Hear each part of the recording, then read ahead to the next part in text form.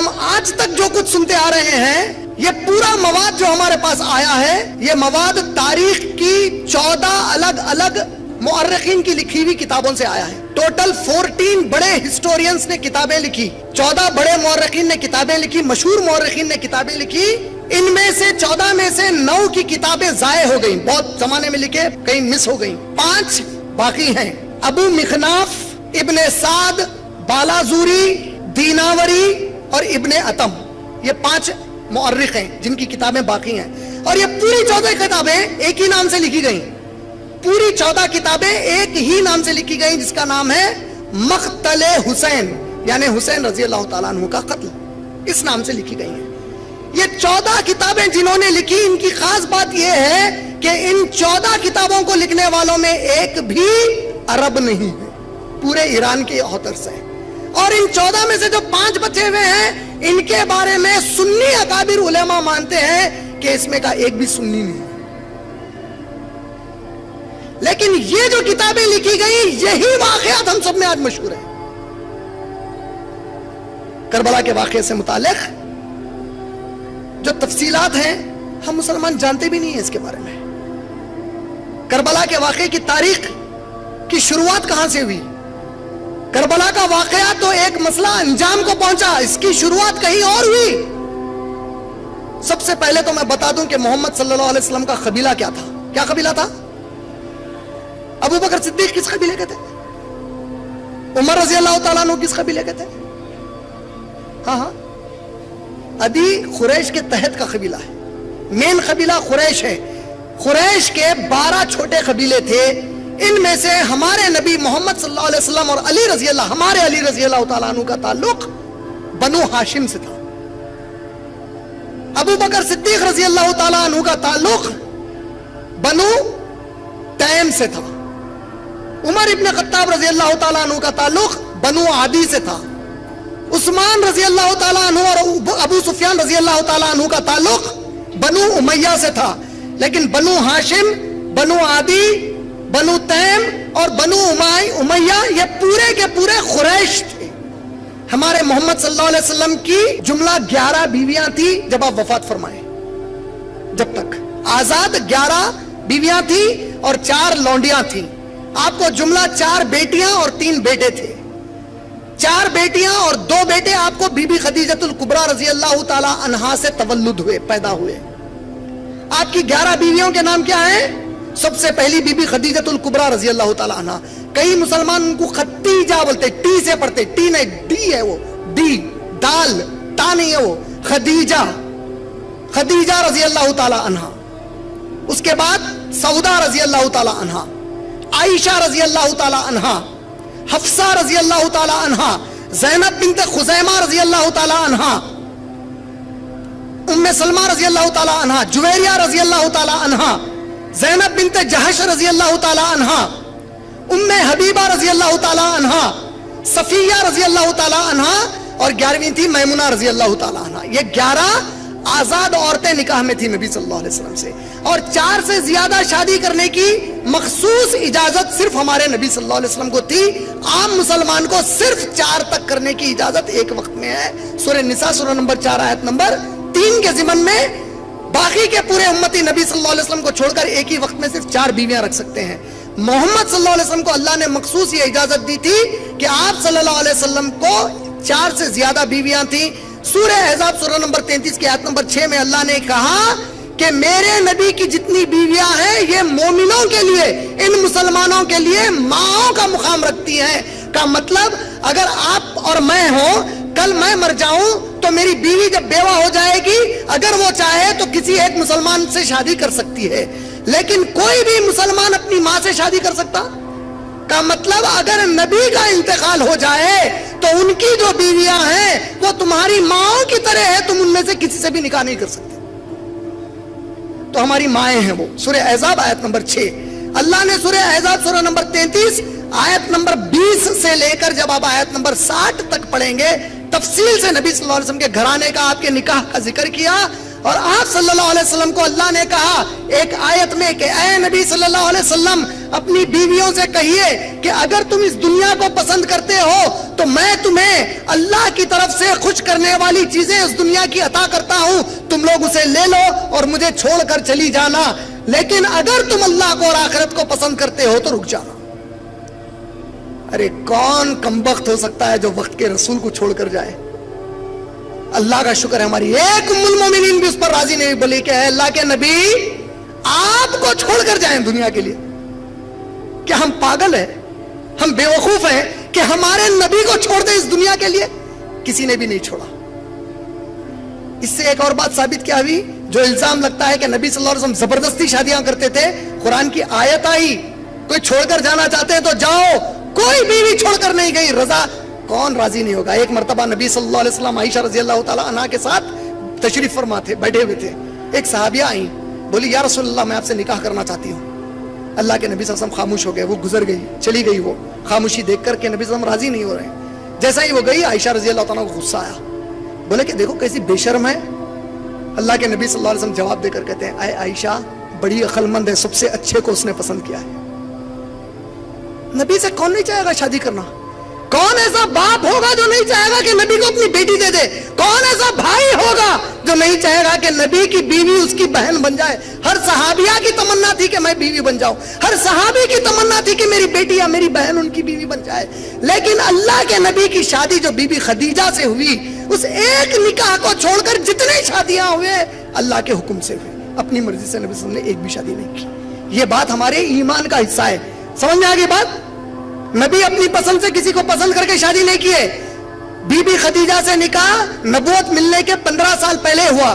رسول کریم صلی اللہ علیہ وسلم کی عمر 25 سال تھی جب بی بی خدیجہ رضی اللہ تعالی عنہا سے نکاح ہوا. یہ ایک نکاح نبی صلی اللہ علیہ وسلم کا اپنی مرضی سے ہوا. اس کے بعد جتنے نکاح ہوئے وہ تمام کے تمام اللہ کے وحی کرنے کی وجہ سے ہوئے. تو پہلی چیز یہ نبی صلی اللہ علیہ وسلم کا گھر آنا. بی بی خدیجہ سے 4 بیٹیاں کون کون تھی؟ بی بی خدیجہ سے جو 4 بیٹیاں تھیں, بی بی رقیہ رضی اللہ تعالی عنہا, ام کلثوم رضی اللہ تعالی عنہا, زینب رضی اللہ تعالی عنہا, اور سب سے چھوٹی لخت جگر بی بی فاطمہ رضی اللہ تعالی عنہا. پنجے تنے پاک میں ہم صرف کس کا نام لیتے ہیں؟ پنجے تنے پاک میں علی رضی اللہ تعالیٰ عنہ کے ساتھ کس کا نام لیتے ہیں؟ کا مطلب باقی کی بیٹیاں ناپاک ہے. استغفر اللہ العظیم. نبی کی ہر بیٹی پاک ہے. سنی کا عقیدہ ہے کہ نہیں ہے؟ تو پاک پورے ہوئے کہ نہیں ہوئے؟ آپ کے 2 مرد بچے بی بی خدیجہ سے ہوئے, عبداللہ بن محمد, قاسم بن محمد. اور تیسرا جو لڑکا ہوا, نبی صلی اللہ علیہ وسلم کے یہ 11 بیویوں کے علاوہ 4 لونڈیاں تھیں آپ کی. ایک تھی ریحانہ, ایک تھی جمیلہ, ایک تھی ماریا خبتہ رضی اللہ تعالی عنہ, اور چوتھی ایک عورت سے شادی ہوئی جو تاریخی اعتبار سے الرحیق المختوم یا دوسری ایسی معتبر کتابوں سے پتا چلتا ہے کہ شاید اس کا نام اسما تھا, لیکن صحابہ نے اکثر اس کا نام لینا پسند نہیں کیا, کیونکہ جب نبی صلی اللہ علیہ وسلم اس کے پاس گئے تو اس نے کہا میں آپ کو قریب آنے دینا پسند نہیں کرتی. اللہ کے نبی صلی اللہ علیہ وسلم نے اسے رخصت کر دیا, طلاق دے دیا اور اسے چھوڑ دیا. تیسرا جو بیٹا ہوا اللہ کے نبی کا وہ ماریا خبتہ رضی اللہ تعالی عنہا سے ہوا, اور اس لڑکے کا نام تھا ابراہیم بن محمد صلی اللہ علیہ وسلم. یہ تیسرا لڑکا ہوا. اللہ کے نبی کریم صلی اللہ علیہ وسلم نے اپنی حیات میں کئی صحابہ کی فضیلتیں بتائی ہیں. ان میں سے 10 کو عشر مبشرہ کہا جاتا. عشرہ عربی میں کہتے ہیں 10 کو, مبشرہ خوشخبری کو کہتے ہیں. عشر مبشرہ مانے وہ 10 مخصوص صحابہ جس کو جنت کی سب سے زیادہ خوشخبریاں دی گئی, سب سے پہلے خوشخبریاں دی گئی. وہ 10 کون ہیں؟ ابو بکر صدیق, عمر بن خطاب, عثمان ابن عفان, علی ابن طالب, عبد الرحمن بن عوف, زبیر بن عوام, سعد بن وقاص, سعید بن زید, طلحہ اور ابو عبیدہ بن الجرہ. یہ 10 سب سے افضل صحابہ. یہ یاد رکھیں گے کہ بھول جائیں گے انشاءاللہ. اب ان لوگوں کا ماننا یہ ہے کہ اس میں سے قرآن میں ایک آیت آئی ہے سورہ احزاب میں, جس میں اللہ نے آیت نمبر 32 سے لے کے 34 میں کہا کہ اے نبی کی بیویوں, اگر تم میں سے کوئی بھی نبی کے بعد کوئی گناہ کرتی ہے تو اس کو دوہرا عذاب دیا جائے گا, اور جو تم نیکی کرو گی اس کا بھی دوہرا اجر دیا جائے گا. آیت کیا ہے؟ اے نبی کی بیویوں، اگر تم میں سے کوئی نبی کے بعد صلی اللہ علیہ وسلم کے کوئی گناہ کرتی ہیں تو ان کو دوہرا عذاب دیا جائے گا. تو ان لوگوں کا جو سنی گھر میں نہیں رہتے ان کا ماننا یہ ہے، یہ آیت عائشہ رضی اللہ تعالیٰ عنہ کے لیے نازل ہوئی تھی. عائشہ رضی اللہ تعالیٰ عنہ کے بارے میں ان کا ماننا یہ ہے کہ ابو بکر صدیق نے عائشہ رضی اللہ تعالیٰ عنہ کو اچکالا کہ وہ نبی صلی اللہ علیہ وسلم کو راغب کریں تاکہ وہ شادی کر لینا. اس باللہ ہمارا ایمان یہ ہے کہ صحیح بخاری جلد نمبر 9 حدیث نمبر 7012، اللہ کے نبی کریم صلی اللہ علیہ وسلم سے عائشہ رضی اللہ تعالیٰ عنہ نے پوچھا کہ اے میرے نبی، آپ نے مجھ سے نکاح کیوں کیا؟ تو نبی کریم صلی اللہ علیہ وسلم نے فرمایا کہ اے عائشہ، مجھے اللہ نے تجھے 2 بار خواب میں دکھایا کہ ایک فرشتہ تجھے سلک کے کپڑے میں لپیٹ کر لے جا رہا تھا. میں نے اس فرشتے کو خواب میں کہا کہ بتا وہ کیا لے جا رہا ہے. اس نے کپڑا کھولا اور میں نے تمہیں دیکھا تو میں نے خواب میں ہی دعا مانگی کہ اے اللہ، اگر یہ میرے حق میں ہے تو تو اپنی مرضی سے اسے مجھے پہنچا دے. مجھے خواب میں ہی اشارہ دیا گیا تھا کہ میں تجھ سے نکاح کرنے والا ہوں. ہماری عائشہ رضی اللہ تعالیٰ عنہ پر یہ تہمت کہ وہ بدکار تھی، نعوذ باللہ، کہ وہ گنہگار تھی، ایسا ہو سکتا؟ اور جو ہماری ماں کو یہ بولے کہ بھی ہمارا دوست ہو سکتا. اب اس کے بعد جو واقعہ کربلا ہے، اس کی تاریخ تو آپ لوگ کئی بار سنے ہی ہیں. واویلا ہوتا ہے اس مہینے میں. علامہ اقبال کا ایک بڑا پیارا شعر ہے، وہ سنا کر باقی کا واقعہ سناتا ہوں. علامہ اقبال کہتے ہیں، کہہ دو غم حسین منانے والوں سے، کہہ دو غم حسین منانے والوں سے، مومن کبھی شہداء کا ماتم نہیں کرتے. کہہ دو غم حسین منانے والوں سے، مومن کبھی شہداء کا ماتم نہیں کرتے. ہے عشق میری جان سے بھی زیادہ اہل بیت سے، اہل بیت سے مجھے میری جان سے زیادہ محبت ہے. ہے عشق مجھے اپنی جان سے زیادہ اہل بیت سے، یوں سر عام کوئی ان کا تماشا نہیں کرتے. روئے وہ جو منکر ہیں شہادت حسین کے، ہم تو زندہ و جاوید پر ماتم نہیں کرتے. ایک بچپن میں میرا دوست تھا، وہ گھر والا تھا. میں ایک دن اس کو پوچھا، بھائی دیکھ، میرے کو ایک بات سمجھا، تیرے حساب سے ہمارے نبی صلی اللہ علیہ وسلم، تیرے حساب سے نبی صلی اللہ علیہ وسلم کے گھرانے پر بہت ظلم ہوا. جو کمبخت حرام خور نے ہمارے نبی کے گھرانے پر ظلم کیا، اللہ کی قسم اللہ اسے جہنم نصیب کر دے. لیکن وہ ظلم کا جو تم لوگ تذکرہ کرتے، کیا تم لوگ محسوس نہیں کر رہے ہیں کہ اس کے ذریعے سے میرے نبی کے گھرانے کے خواتین کی عزت روڈ پر اچھال رہے ہیں تم لوگ؟ ارے ایسا کیسا ہوتا؟ میں بولا ایک میں مثال دینا چاہ رہا ہوں میرے بھائی تیرے کو. یہی کہہ رہے ہیں علامہ اقبال. کیا کہہ رہے ہیں؟ لیکن ہم سر عام ان کا تماشا نہیں کرتے.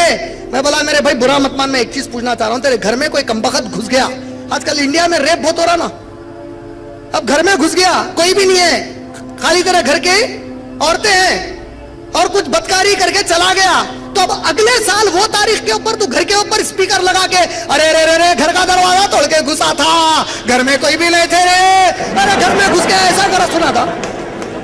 ارے کمبخت میرے نبی کے گھرانے کے بارے میں تماشا کرتے پھر رہے. میرے نبی کے گھرانے کی عورتوں کو روڈ پر بیان کر رہے ہیں، نعوذ باللہ من ذالک. علامہ اقبال وہی کہہ رہے ہیں، ہم سر عام ان کا تماشا نہیں کرتے. میں اس کو بولا اللہ کرے کہ اللہ کسی مومن کو شہادت کی موت نہ دے. یہ کیا بات ہوئی؟ میں بولا نہیں بھائی، شہادت کی موت نہیں چاہیے. یہ کیسی بات ہوئی؟ شہادت نہیں آنا بھائی، اللہ کسی بد نصیب کو بھی نصیب نہ کرے، میرے دشمن کو بھی شہادت نہ آئے. ارے کیسی بات کر رہا بھائی، شہادت بہت بڑی چیز ہے. میں بولا پھر ماتم گئی کو کر رہے. ارے شہادت اگر بہت بڑی چیز ہے تو ماتم کس بات کا ہے؟ اور اگر تم ماتم کرتے ہو تو غنیت الطالبین میں شیخ عبد القادر جیلانی رحمۃ اللہ علیہ صفحہ نمبر 459 پر کہتے ہیں کہ ماتم کرنا حرام ہے. اور آپ لوگ جب ماتم کرتے ہی ہو میرے بھائی تو شہادت سے تو جنت ملتی ہے. اگر ماتم اس بات کا غم ہے آپ کو کہ حسین رضی اللہ تعالیٰ عنہ کی جان گئی ہے تو اس سے زیادہ غم ایک مسلمان کو اس بات کا ہے کہ نبی اب اس دنیا میں باقی نہیں رہے. عمر ابن خطاب کو بھی قتل کیا گیا, عثمان غنی کو بھی قتل کیا گیا, علی ابن طالب کو بھی ختم کیا گیا, اور یہ تینوں مقام اور مرتبے میں حسین رضی اللہ تعالیٰ عنہ سے بڑے تھے. سنیوں میں بھی ایک شعر عام ہو گیا, اسلام زندہ ہوتا ہے ہر کیا, کبھی اس شعر کا معنی غور کیا؟ اسلام زندہ ہوتا ہے ہر کربلا کے بعد. اور اللہ تعالیٰ آل عمران میں جنگ بدر کو, قرآن میں اللہ جنگ بدر کو یوم الفرقان کہہ رہے ہیں.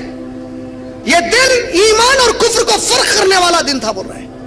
اللہ کے نبی صلی اللہ علیہ وسلم بخاری میں دعا مانگ کر بتا رہے ہیں, صحیح بخاری میں روایت, کہ اے اللہ اگر آج تو نے ہمیں کامیابی عطا نہیں کی, میرے رب, میرے پروردگار, قیامت آنے تک اس زمین پر اللہ کہنے والا کوئی نہیں رہے گا.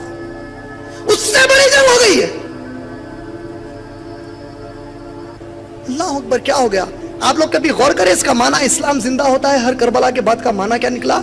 کہ حسین رضی اللہ تعالی عنہ جب وہاں پر شہید کیے جا رہے تھے, ان پر ظلم عظیم ہو رہا تھا, ان کو کمبختے قتل کر رہے تھے, تو کیا ان کے زمانے میں دوسرے صحابہ بھی باحیات تھے کہ نہیں تھے؟ اتنی بڑی جنگ جس میں اسلام پہ بات آ گئی اور صحابہ گھروں میں بیٹھے ہیں. میرے بھائی تو تم مان لیے نا کہ یہ لوگ مرتد اور منافق ہیں, کہ اسلام کی جنگ تھی اور پورے صحابہ اپنے گھروں کو چھپ کے بیٹھے تھے. نہیں سمجھے میری بات کو؟ اسلام کی عزت پہ بات آنے کے بعد کوئی صحابی اپنے گھر میں بیٹھ سکتے کبھی؟ اللہ کے نبی کریم صلی اللہ علیہ وسلم کے زمانے میں دشمنان اسلام نے حملہ کیا. اللہ کے نبی صلی اللہ علیہ وسلم نے رات میں اعلان پہنچایا, آواز لگا کر اعلان دیا گیا کہ اے صحابہ ایمان والو, جس حال میں ہو اپنے گھروں سے نکل آؤ کہ دشمن اسلام کا ہم پر حملہ کر رہا ہے. سب صحابہ جمع ہو گئے راتوں رات. ایک صحابی جاتے ہیں, ان کا نکاح ہوا ہے, پہلی رات ہے, ابھی انہوں نے بستر کیا, بستر کر کے ہٹے, غسل لینا چاہتے تھے. ان کی اہلیہ کہتی ہیں, اے میرے آقا کہیں ایسا نہ ہو جائے کہ نبی صلی اللہ علیہ وسلم اور ان کے ساتھی چلے جائیں اور آپ غسل کے بہانے پیچھے رہ جائیں, جائیے نبی کے ساتھ شریک ہو جائیے, اللہ مالک ہے. جذبے سے وہ صحابی گئے, شہید ہو گئے. کیا ہو گئے؟ اچانک صحابہ نے جنگ کے ختم ہونے پر دیکھا کہ ان کی نعش ہوا میں ہے, پانی ٹپک رہا.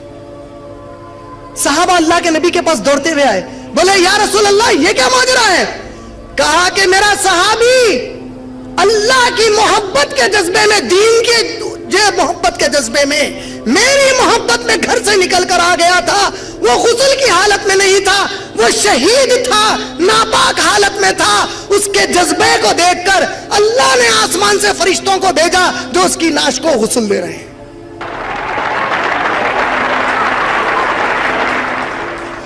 یہ تو میں ایک چھوٹے سے صحابی کا, درجے میں چھوٹے سے صحابی کا قصہ سنایا. آپ کہہ رہے ہیں کہ کربلا میں اسلام مر چکا تھا اور اس کو زندہ کیا ایک ہمارے حسین رضی اللہ تعالیٰ عنہ نے.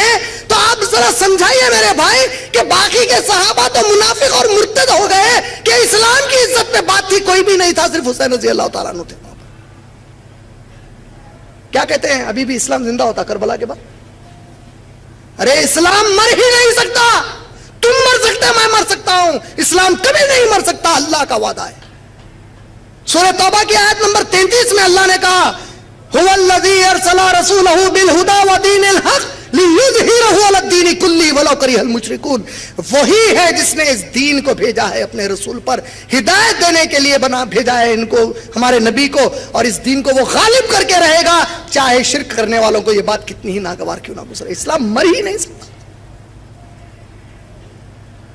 کربلا کا جو واقعہ ہے اس کی تاریخ عمر ابن خطاب رضی اللہ تعالیٰ عنہ کے دور سے شروع ہوتی ہے. اس کو سمجھنے کے لیے یہ نقشہ سعودی عربیہ کا ہے.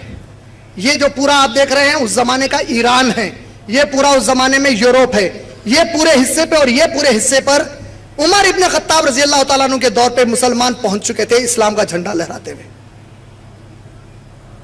ایک طرف اتنی دور پورا ایران آ گیا, ایک طرف وہاں تک چلے گئے. کہاں تک چلے گئے تھے؟ پیرس کے قریب تک چلے گئے تھے, فرانس میں. علی رضی اللہ تعالیٰ عنہ, عمر رضی اللہ تعالیٰ عنہ, عثمان رضی اللہ تعالیٰ عنہ اور ابو بکر صدیق رضی اللہ تعالیٰ عنہ کے دور میں ہوم منسٹر تھے. کیا تھے؟ پورے فوج کو بھیجنا, ملک کے اندر کے قانون کے نظام کو چلانا یہ علی رضی اللہ تعالیٰ عنہ کے ذمہ تھا. عمر رضی اللہ تعالیٰ عنہ کے دور میں جب یہ فتوحات ہوئے تو نتیجہ یہ نکلا, جب ایران فتح ہوا تو ایران میں بادشاہت تھی, ان لوگوں کے دل میں ایک بدلے کا جذبہ تھا. وہ بدلے کا جذبہ ان کے دماغ میں کیوں تھا؟ کیونکہ ان کے دل میں پہلے سے ہی عربوں کے ساتھ, دیکھیں آج ہندوستان اور چین کے درمیان, ہندوستان اور پاکستان کے درمیان ایک تناؤ ہے. اس میں آپ کسی صورت بھی نہیں چاہتے کہ ایک ہندوستانی پاکستانی سے ہارے, ایک ہندوستانی چین سے ہارے. ہم چاہتے نہیں کچھ بھی ہو جائے ہم کو جیتنا ہے. لیکن جب صحابہ غالب آ گئے ان مملکتوں پہ, آپ امیجن کرو اچانک کل آپ کو پتا چلا کہ بنگلہ دیش امریکہ اور رشیا کو جنگ ہرا دیا, امریکہ پہ قبضہ کر لیا بنگلہ دیش, رشیا پہ قبضہ کر لیا, چائنا پہ قبضہ کر لیا.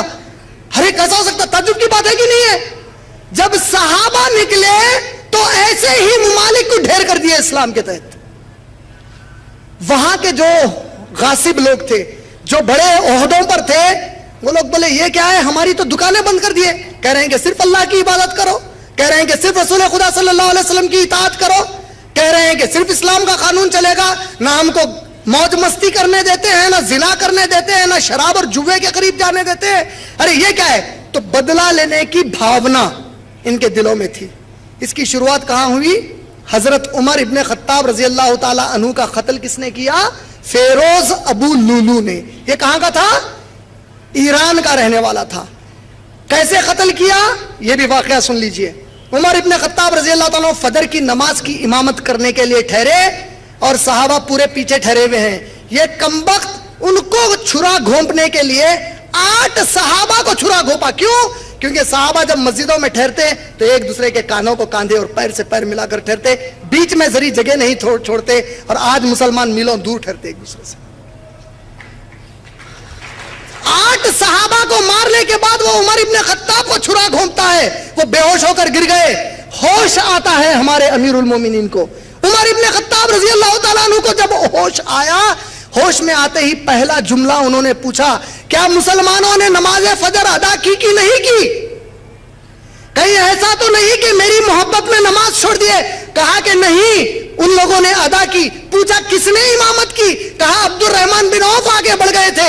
کہتے اللہ کا شکر ہے ورنہ تم لوگوں کو کلمہ پڑھاتا. آج تو ہم نمازیں ترک کر رہے ہیں. وہاں کہا کہ کہیں میری محبت میں نماز توڑے, اگر میری محبت میں نماز توڑے تو کلمے پڑھا دیتا. آج تو مسلمان نماز چھوڑا ہے. اب یہ عمر رضی اللہ عنہ کا دوسرا سوال تھا, مجھے مارا کس نے؟ کہا فیروز ابو لولو نے مارا.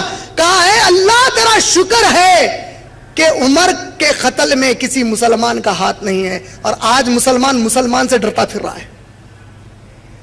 آج وہ مسلمان زیادہ عزت والا ہے جو سب سے زیادہ مسلمانوں کو قتل کرتا ہے اس شہر میں.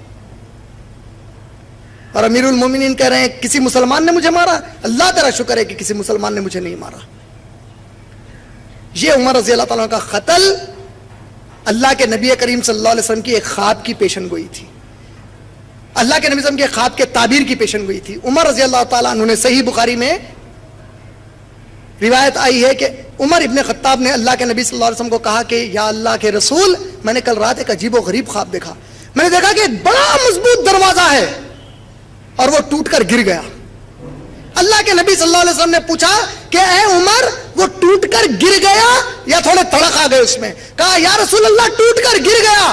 کہا کہ اے عمر میرے امت کا خلا تو ہے, میرے عمر اس کا دروازہ تو ہے. جس دن تو گرے گا میری امت میں فتنے آنے لگ جائیں گے. یہ پہلی شہادت. اب آیا کس کا دور؟ عثمان غنی رضی اللہ تعالیٰ عنہ کا دور آیا. جب عثمان غنی رضی اللہ تعالیٰ عنہ خلیفہ بنے, ان کی خلافت 13 سال تک تھی. کتنے سال تھی؟ آپ کے شروع کے 10 سال بہت زبردست گئے. آپ کے خلافت کے دور میں صحابہ انڈونیشیا, ملیشیا تک گئے. ہندوستان میں سب سے پہلے اسلام کس نے لایا؟ ہم کہتے ہیں معین الدین چشتی رحمۃ اللہ علیہ نے لایا, لیکن تاریخ کہتی ہے کہ صحابہ کیرلا میں آئے. 200 سے زیادہ صحابہ کی خبریں کیرلا میں ہیں آج. ارے ہمارے صحابہ کوئی چپا چھوڑ سکتے زمین کا اللہ کے نبی کے؟ وہ لوگ لائے, انڈونیشیا تک لے گئے. اب دور شروع ہوا دوسرے بڑے فتنے کا. عثمان رضی اللہ تعالیٰ عنہ کے دور میں یمن کے علاقے صنع سے نکل کر ایک شخص آیا جس کا نام عبداللہ ابن سبا تھا. یہ شخص آ کر مسجد نبوی کے پاس ٹھہرتا ہے اور کہتا ہے مجھے عثمان بن عفان سے ملاؤ, مجھے ان کے ہاتھ پر کلمہ پڑھنا ہے. ہمارے عثمان رضی اللہ تعالیٰ عنہ ہم جیسے لالچی نہیں تھے جو لوگوں کو کلمے پڑھا کر سب میں اشتہار کرتے پھرتے میں نے اتنوں کو کلمے پڑھائے, اتنوں کو کلمے پڑھائے. انہوں نے اس کو سوال کیا اور پوچھا کہ تو یمن سے یہاں تک آیا, کیا راستے میں تجھے کوئی مسلمان نہیں ملا جس کے ہاتھ میں کلمہ پڑھتا؟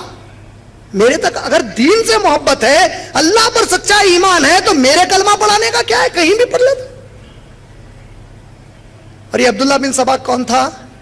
یمن کے صنع کے ایک بہت بڑے یہودی عالم کا بیٹا تھا. وہ یہودی خاندان جب مسلمان قبضہ کیے یمن پر تو وہ خاندان ان کا غلام بن کر آیا. یہ بچ گیا, اس نے اسلام کا ڈھونگ کیا اور اس ڈھونگ کو لے کر چلا کہ جب موقع ملے گا میں وار کروں گا ان کے اوپر. یہ عثمان رضی اللہ عنہ کے دور میں مسجد نبوی میں پہنچا اور وہاں رہنا شروع کیا. اس نے 3 سوال مسلمانوں کے بیچ کرنا شروع کیے. اس نے پوچھا بھائی یہ بتاؤ کہ اللہ کے نبی کے داماد ہیں علی رضی اللہ تعالیٰ عنہ, اللہ کے نبی کی بیٹی ہے بی بی فاطمہ, اللہ کے نبی کے بنو ہاشم قبیلے سے علی رضی اللہ تعالیٰ عنہ ہے. اب سمجھ میں آیا اہمیت دیکھو یہاں پہ. جبکہ عثمان رضی اللہ تعالیٰ عنہ تو بنو امیہ کے ہیں, تو تم لوگ کیسے لوگ ہو کہ نبی کے خاندان سے ہی ایک داماد موجود ہے, اس کی موجودگی میں تم نے دوسرے قبیلے والے کو خلیفہ کیسے بنا لیا؟ یہ پہلے فتنے کا سوال کیا اس نے. دوسرا اس نے کہا ہر نبی کا کوئی نہ کوئی وصی ہوتا ہے. موسیٰ علیہ السلام کے وصی تھے ہارون علیہ السلام, تو محمد صلی اللہ علیہ وسلم کے وصی علی ہونا چاہیے, تم نے دوسروں کو خلیفہ کیسے بنایا ان کے ہوتے ہوئے؟ یہ دوسرا سوال. تیسرا سوال اس نے کیا کہ اگر عیسیٰ علیہ السلام زمین پر واپس آ سکتے ہیں قیامت کے پہلے, تو کیا تمہارے اور ہمارے نبی ان سے غیر افضل ہے؟ اگر وہ واپس آ سکتے ہیں تو نبی بھی ہر وقت ہر جگہ موجود ہو سکتے ہیں. یہ تیسرا اس نے فتنہ ڈالا. جب یہ بات صحابہ میں عام ہوئی, اسے ایگزائل کیا, تڑی پار کیا, روڑیوں کو کرتے نا, تڑی پار کی, شہر بدر کرے اس کو, بولے نکل یہاں سے. وہ نکل کر کہاں گیا جانتے ہیں آپ لوگ؟ وہ وہاں سے نکل کر گیا مصر, ایجپٹ کو گیا. ایجپٹ میں جانے کے بعد اس نے سوچا کہ جو صحابہ والے مسلمان ہیں اور ان سے ملنے جھلنے والے قریبی مسلمان ہیں, یہ علم کے پکے ہیں کیونکہ صحابہ کی صحبت ہے ان کو. لیکن ایسے کئی مسلمان ہیں جو نو مسلم ہیں, جو صرف اسلام لانے کے بعد محاذ پر جنگوں میں ہیں, ان کا علم اتنا پکا نہیں ہے. ان سے مل کر شروع کیا کہ کیا تم اسلام کو پھیلانے میں مصروف ہو؟ کب تک خالی باہر دیکھتے رہو گے, ذرا گھر کے اندر دیکھو. لوگوں نے کہا کیا ہوا؟ بولا میں مدینے سے ابھی آ رہا ہوں, میں دیکھتا ہوں کہ عثمان اہل بیت پر بڑا ظلم کر رہا ہے وہاں پہ. نعوذ باللہ, جھوٹ باندھا اس نے. آپ کی میری تو نبی صلی اللہ علیہ وسلم سے محبت ہے, اللہ کی قسم ہے, قربان ہے کروڑ, ہر سانس پر قربان ہے ہمارے نبی کے ہم. وہاں جو مسلم تھے بولے ہاں ہمارے نبی کے گھرانے پر ظلم ہو رہا. تو ایک جذبہ پیدا کیا پہلے بی بی فاطمہ اور علی رضی اللہ تعالیٰ عنہ کے لیے, اور عثمان رضی اللہ تعالیٰ عنہ کے خلاف اس نے ایک جذبہ پیدا کیا. یہ جذبے کو بھڑکانے لگا, وہی سوال ڈالنے لگا. عمر ابن العاص رضی اللہ تعالیٰ عنہ کو پتا چلا یہ کمبخت یہاں پہ یہ کر رہا ہے, اس کو وہاں سے شہر بدر کرے, لات مار کے نکالے. اب وہاں سے نکل کر یہ پہنچا کہاں پر؟ کوفہ. کوفہ پہ گیا. کوفہ کیا تھا اس زمانے میں؟ میں آپ کو کیا بولا ابھی, علی رضی اللہ تعالیٰ عنہ کیا تھے 3 خلفاء کے دور میں؟ کیا تھے بولا؟ ہوم منسٹر تھے. عمر رضی اللہ تعالیٰ عنہ کے دور میں جب مسلمان فرانس کے قریب تک گئے تو علی رضی اللہ تعالیٰ عنہ نے مشورہ دیا, کس کو؟ عمر رضی اللہ تعالیٰ عنہ کو, کہ اے امیر المومنین, مدینے سے پیرس تک کا فاصلہ بہت دور ہے, ہم ان دونوں کے بیچ کے ایک علاقے کو کنٹرول روم بناتے ہیں تاکہ احکامات وہاں سے آپ تناتے ہیں, یہاں سے وہاں جانے میں مشکل ہو رہی ہے. ہم کوفہ میں ایک کینٹونمنٹ ایریا بناتے ہیں, آرمی کا ایریا بناتے ہیں, اس کو کنٹرول روم بنا کر وہاں سے بھی ہم کنٹرول کرتے ہیں ادھر والے لوگوں کو. عمر ابن خطاب راضی ہو گئے, لیکن ان کی شہادت ہو گئی. عثمان رضی اللہ تعالیٰ عنہ بھی راضی ہوئے, اور ان کے دور میں وہاں پہ کینٹونمنٹ ایریا بسا جہاں پہ ملٹری والے اکثر رہا کرتے تھے. اب یہ پہنچا ان کے پاس, یہ واقعے کو غور سے سنو, یہ پہنچا ان کے پاس اور ان لوگوں کا دماغ خراب کرنا شروع کیا. بولا کہ کیسے مسلمان ہو تم لوگ, نبی کے گھرانے پر وہاں ظلم ہو رہا ہے, میں دیکھ کر آ رہا ہوں, قسم ہے اللہ کی میں نے بڑا ظلم دیکھا ہے, اور تم لوگ خالی یہی پھر رہے ہو, نبی کے گھرانے سے تمہاری محبت نہیں ہے. لفظ ان کو بھڑکاتا گیا, یہاں تک کہ ان فوجیوں میں سے ایک کثیر تعداد کو راضی کیا کہ چلو ہم مدینے کا حصار کرتے ہیں اور علی رضی اللہ تعالی عنہ کو اپنا خلیفہ بنا لیتے ہیں. مدینہ پلٹ کر آیا. جب مدینہ آیا تو اس مکار نے بڑا صحیح مہینہ چنا, ذی الحجہ کا مہینہ اس نے چنا مدینہ واپس آنے کے لیے, کیونکہ اس کو معلوم تھا اگر حج کا مہینہ ہے تو کئی صحابہ حج کرنے چلے جائیں گے. آیا اور مدینے کا حصار کیا. تاریخی اعتبار سے آتا ہے جب مدینے میں آیا جمعے کا دن تھا, مسجد نبوی میں داخل ہوا. میرے بھائی کبھی اس کے بھی تو بارے میں سنو کہ ہمارے عثمان رضی اللہ تعالیٰ عنہ کے اوپر کتنی مصیبتیں آئیں. وہ عثمان ابن عفان رضی اللہ تعالیٰ عنہ جس کے بارے میں ہمارے رسول صلی اللہ علیہ وسلم نے بے شمار فضیلتیں بتائی ہیں, وہ خطبہ جمعہ دینے منبر پر چڑھے, یہ کمبخت منبر کے پاس جا کر ان کی داڑھی پکڑ کر نیچے کھینچتا ہے اور کہتا ہے تم خلیفہ بننے کے قابل نہیں, اترو نیچے اس منبر سے. صحابہ مسجد میں اٹھ گئے, عثمان ابن عفان نے بٹھایا ان کو, کہا کہ ٹھیک ہے میں نیچے بیٹھتا ہوں, کیا کرنا چاہتا ہے؟ کہا کہ تم اب ہرگز خلیفہ نہیں رہو گے, علی خلیفہ ہیں ہمارے. لیکن علی رضی اللہ تعالیٰ عنہ اور حسن اور حسین رضی اللہ تعالیٰ عنہ حج کے لیے گئے ہوئے تھے. ہمارے عثمان رضی اللہ تعالیٰ عنہ کو گھر میں قید کیا گیا. محرم میں کتنے دن پانی بند کر دیا گیا حسین رضی اللہ تعالیٰ عنہ کے لیے؟ صرف کتنے دن؟ عثمان رضی اللہ تعالیٰ عنہ کو گھر میں قید کر کے اس کمبخت نے 3 مہینے تک کھانا اور پانی بند کر دیا. کبھی سنا آپ لوگوں نے اس کے بارے میں؟ یہاں تک نوبت آ گئی کہ ہمارے عثمان رضی اللہ تعالیٰ عنہ اپنے گھر کے چھت پر چڑھ گئے, چڑھ کر مدینے والوں کو آواز دیتے ہیں اور کہتے ہیں کہ اے مدینے والوں کیسے لوگ ہو گئے تم لوگ, جب میرے نبی کے زمانے میں اس مدینہ شہر میں قحط آیا, بھوکے اور پیاسے تھے تم لوگ, نبی نے کہا کہ کون ہے جو یہ کنواں خرید کر انہیں پانی پلائے, میں اس کے جنت کی بشارت دیتا ہوں, میں نے اس کنویں کو تمہارے لیے دام بڑھ کر دے کر خریدا اور تمہارے لیے مفت میں اسے دے دیا. کیا آج اس کنویں کا جو عثمان نے تم کو خرید کر دیا, اس کنویں سے بھی ایک قطرہ پانی نہیں پلاؤ گے عثمان کو؟ اللہ اکبر. ارے ہمارے مسلمانوں کو تو یہ بتایا گیا کہ تم کوئی احسان کرو تو احسان نہ جتاؤ.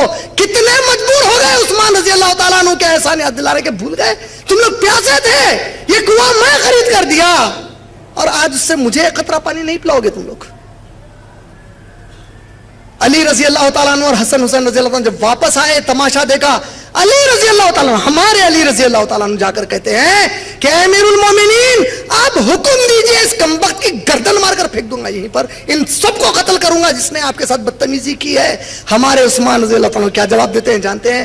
کہتے ہیں اے علی رضی اللہ تعالیٰ عنہ, میں اللہ سے ڈرتا ہوں, مجھے غیب کا علم نہیں ہے, میں نہیں جانتا کہ کس کے دل میں کیا ہے.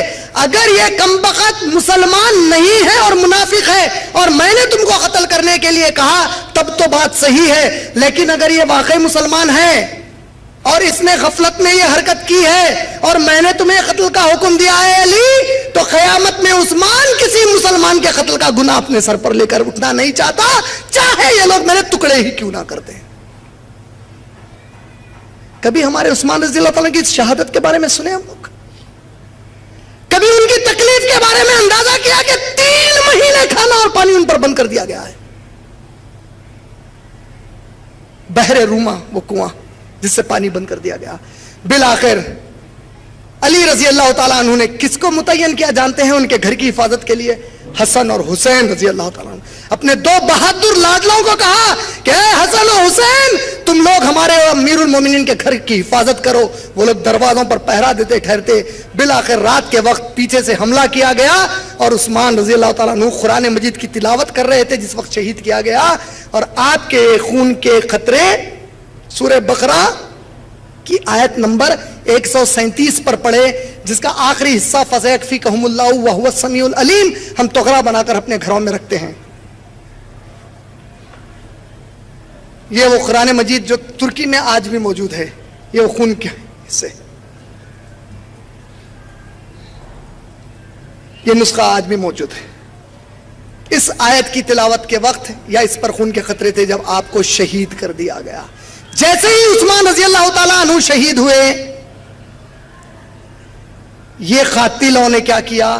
فوری علی رضی اللہ تعالیٰ عنہ کو زور ڈالا کہ اے علی, ہم آپ کو اپنا خلیفہ مانتے ہیں, بیعت کیجئے ہمارے ساتھ, ہم آپ کے ہاتھ پر بیعت کرتے ہیں. علی رضی اللہ تعالیٰ عنہ بیعت لینے سے پہلے اپنے گھر لوٹ گئے, اپنے دروازوں کو بند کر لیا اور کہا کہ مجھے ڈر لگتا ہے یہ لوگ کیا کر رہے ہیں, ایسے حالات میں مجھے خلیفہ بنا رہے ہیں.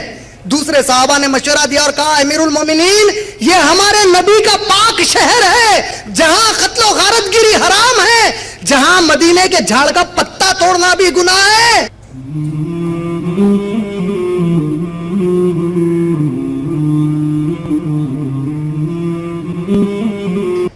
یہ وہ شہر ہے میرے نبی کے فضیلت کا کہ یہاں کے جھاڑ کا پتا بھی توڑنا گناہ ہے. اگر مسلمانوں کی یہاں قتل و غارت گیری شروع ہوگی تو بڑا ہنگامہ ہوگا.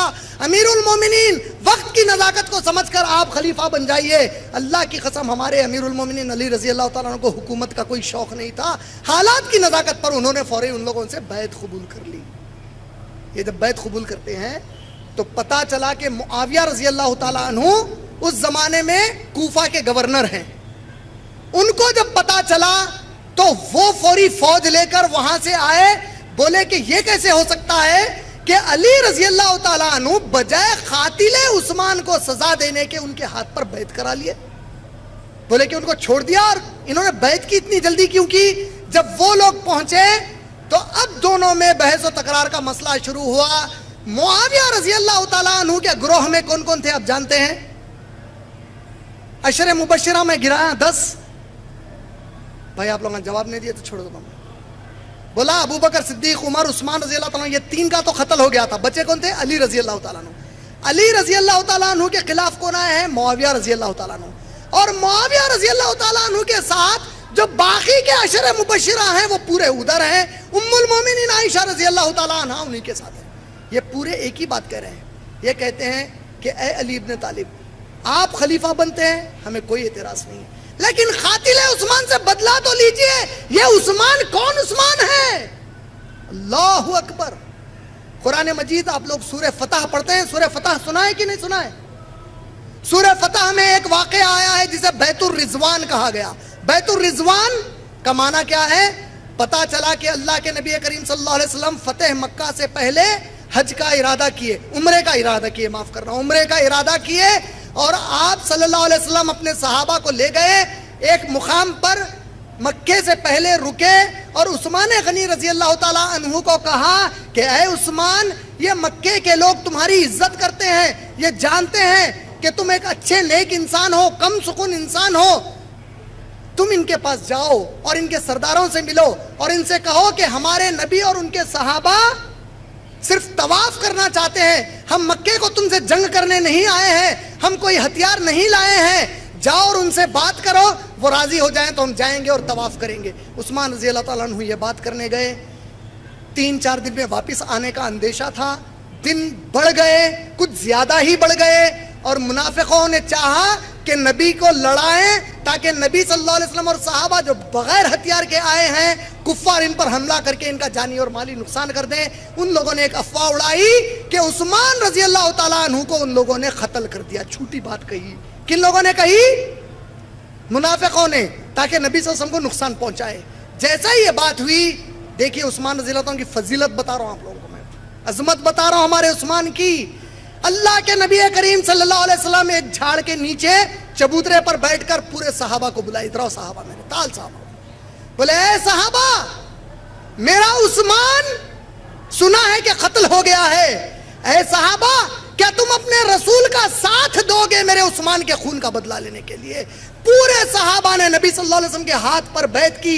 کہا یا رسول اللہ, ہمارے ماں باپ, ہماری جان, ہمارا مال سب آپ پر سے قربان. یا رسول اللہ, آپ حکم کیجئے, ہم ہر طریقے سے آپ کے ساتھ ہیں, ہمارے ساتھی عثمان رضی اللہ تعالیٰ عنہ کے خون کے بدلے کے لیے.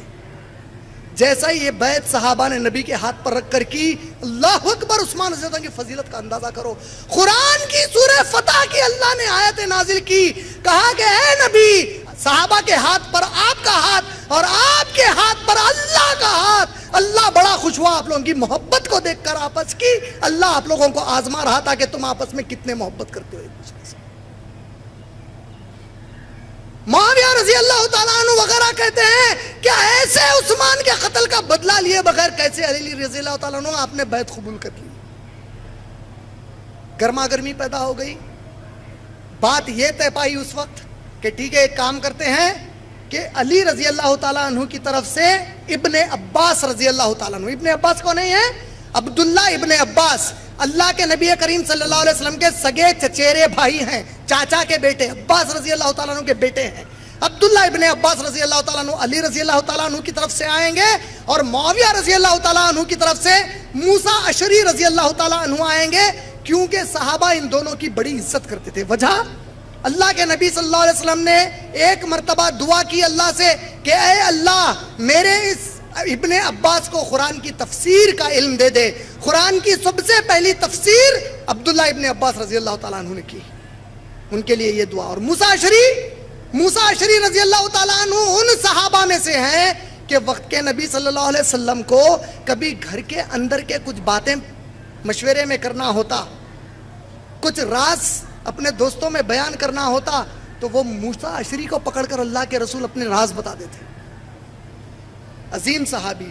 دونوں طرف سے یہ طے پایا کہ دیکھو معاویہ بھی گرم مزاج ہیں, علی رضی اللہ تعالیٰ عنہ بھی گرم مزاج ہیں, یہ دونوں بھی حق پرست ہیں. اگر یہ دونوں ایک دوسرے کے سامنے آئیں گے اور اللہ نہ خواستہ کچھ ہو جائے گا تو اچھا نہیں ہوگا. اس سے بہتر ہے کہ ہم ابن عباس کو یہاں سے لاتے ہیں اور ہمارے موسیٰ اشعری کو یہاں سے لاتے ہیں. یہ دونوں جو بھی فیصلہ کریں گے اس کو علی اور معاویہ رضی اللہ تعالیٰ عنہ مان لیں گے. یہ طے پایا. سمجھے کہ نہیں سمجھے بھائی؟ جواب دو بھائی. جب یہ طے پایا, اب خوارجی نکلے یہاں پر یہ بول کر کہ قرآن کے حکم کو چھوڑ کر آپ امیر المومنین ہوتے ہوئے کیسا دو انسانوں کے حکم کو مانیں گے, لہذا آپ نے قرآن کے حکم کو چھوڑ دیا, آپ آج سے امیر الکافرین ہیں. یہ ہے خوارج کی شروعات. بولے ابن عباس کون؟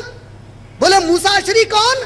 آپ قرآن کو رکھ کر ان کا فیصلہ مانیں گے. اے علی, تو پھر آپ امیر المومنین ہی کہاں ہوئے؟ کمبخت تھے. علی رضی اللہ تعالیٰ کے خلاف ٹھہر گئے, نعوذ باللہ. یہ ایک تاریخ بتا دیا ان کی. اب یہ جو فیصلے کا وقت تھا, یہ طے پایا کہ دیکھو آدھ رات گزر جانے دو, کل فجر کی نماز میں مسجد نبوی میں بیٹھیں گے اور یہ دو معتبر صحابہ ابن عباس اور موسیٰ اشعری رضی اللہ تعالیٰ بات کریں گے.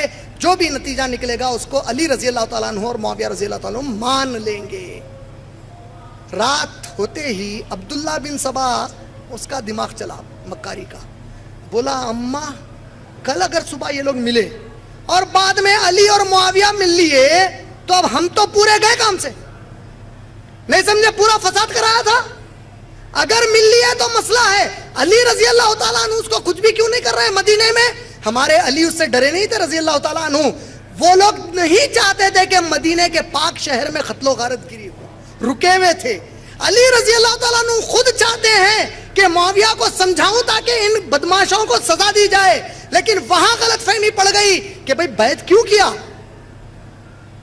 رات میں عبداللہ بن سبا نے پلاننگ کی اور اپنے گروہ میں دو لشکر بنائے. کہا ایک لشکر حملہ کرے گا علی رضی اللہ تعالیٰ عنہ کے علاقے میں خیموں پر, دوسرا کرے گا معاویہ رضی اللہ تعالیٰ عنہ کے خیمے پر.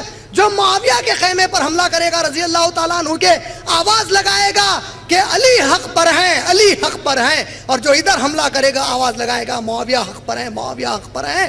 یہ رات میں حملہ ہوا, دونوں طرف غلط فہمی پھیلی اور جنگ جمل پیش آ گئی. جنگ جمل وہ جنگ جس میں عائشہ رضی اللہ تعالیٰ عنہا میدان میں آ گئیں, جس کو لے کر یہ لوگ عائشہ رضی اللہ تعالیٰ کو گالی دیتے ہیں کہ عائشہ رضی اللہ تعالیٰ عنہا علی رضی اللہ تعالیٰ کے خلاف آئیں اور کئی من گھڑت گندی گندی باتیں گھڑی ہیں.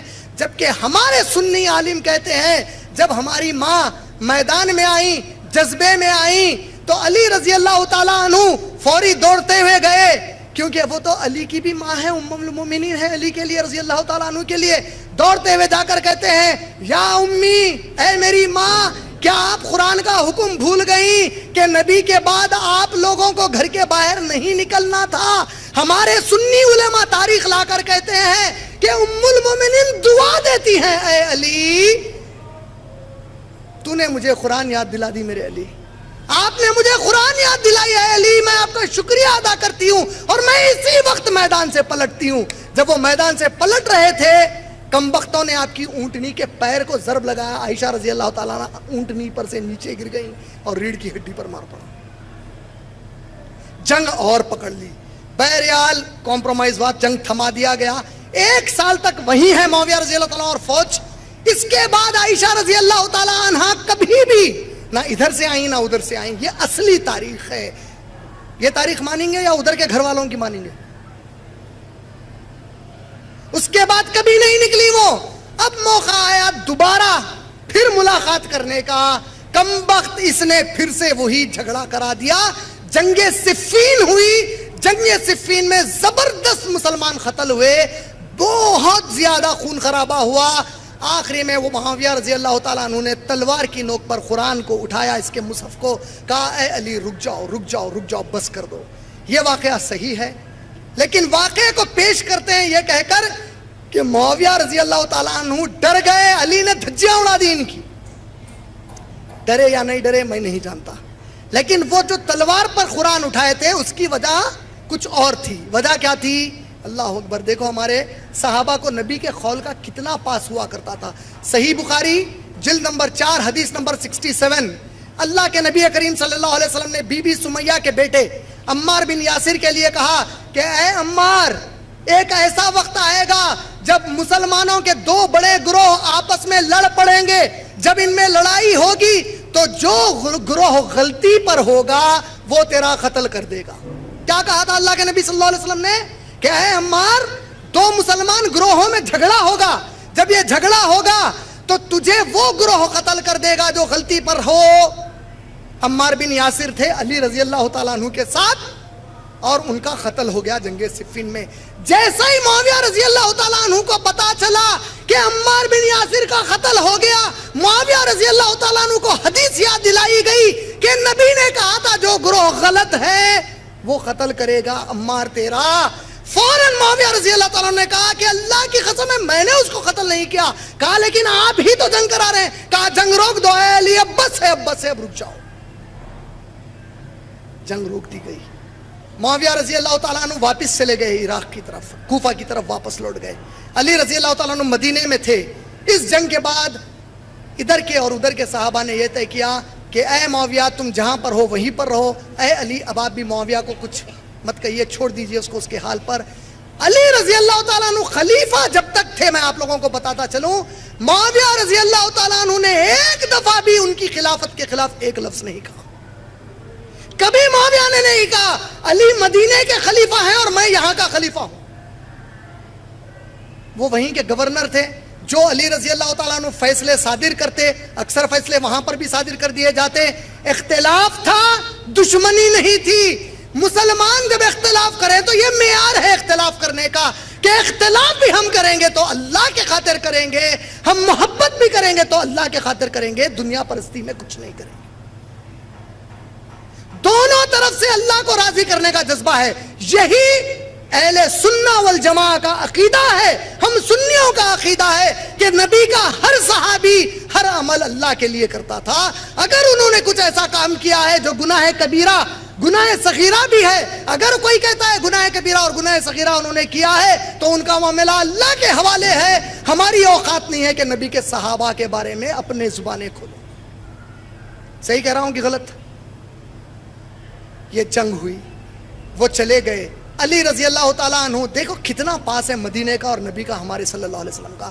علی رضی اللہ تعالیٰ عنہ کہتے ہیں کہ اے ابن عباس، اگر ہم کچھ دن اور مدینے میں رہیں گے تو یہاں پہ اور گندگیاں شروع ہوگی اور ہمارے نبی کا شہر ناپاک ہوگا، لہٰذا ایک کام کرتے ہیں، چونکہ کوفہ میں پورا فتنہ شروع ہوا ہے، ہم کوفہ میں اپنا کیپٹل بناتے ہیں۔ اور پہلی مرتبہ نبی کریم صلی اللہ علیہ وسلم کے بعد مدینہ طیبہ سے کیپٹل کوفہ کو سلیکٹ کیا گیا۔ کوفہ میں علی رضی اللہ تعالیٰ عنہ گئے، اور کوفہ جب وہاں پر پہنچے تو اس کے پہلے علی رضی اللہ تعالیٰ عنہ نے خوارجیوں سے جنگ کی۔ 10,000 خوارج مارے گئے، 2,000 خوارج واپس کلمہ پڑھ کر آ گئے، بولے کہ ہم آپ کو اپنا امیر مانتے ہیں۔